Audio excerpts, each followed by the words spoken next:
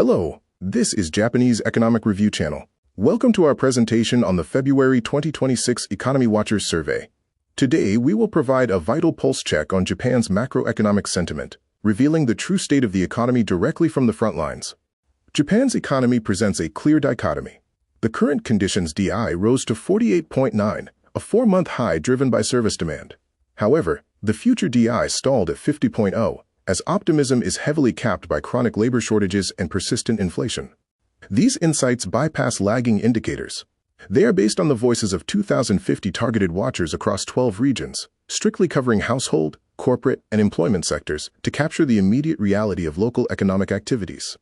We are seeing a synchronized recovery. Current sentiment rose across all sectors. The household sector was the strongest driver, up 1.7 points, significantly fueled by a rebound in dining and services, particularly domestic travel. Despite the current momentum, forward-looking sentiment hit a ceiling. While the corporate outlook remains frozen due to rising costs, employment sentiment contracted sharply.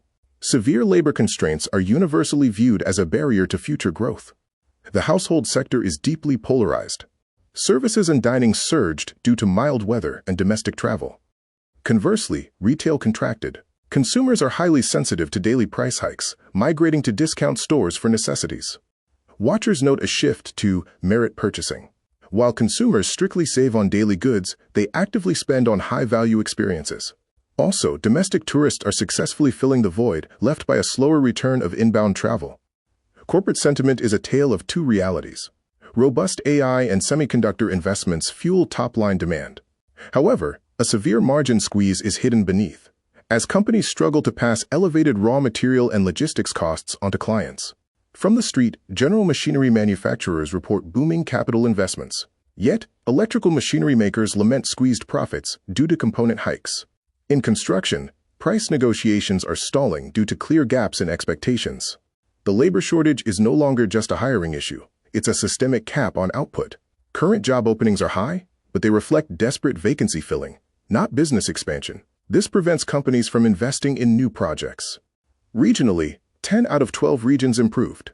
Hokuriku led the nation, surging 4.3 points, driven by a rebound in tourism after heavy snows.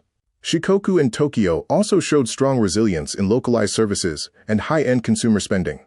Looking ahead, 7 regions expect conditions to worsen. Kyushu faces a sharp drop due to cost inflation in manufacturing.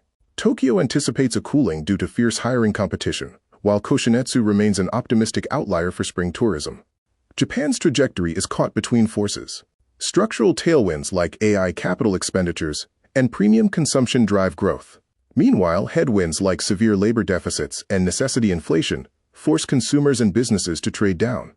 To survive, businesses must adapt. Value polarization is the new normal. Corporate health now depends on pricing power, the ability to pass on costs. Finally, expansion strategies must aggressively pivot toward automation, not just headcount. Thank you for watching the Japanese Economic Review.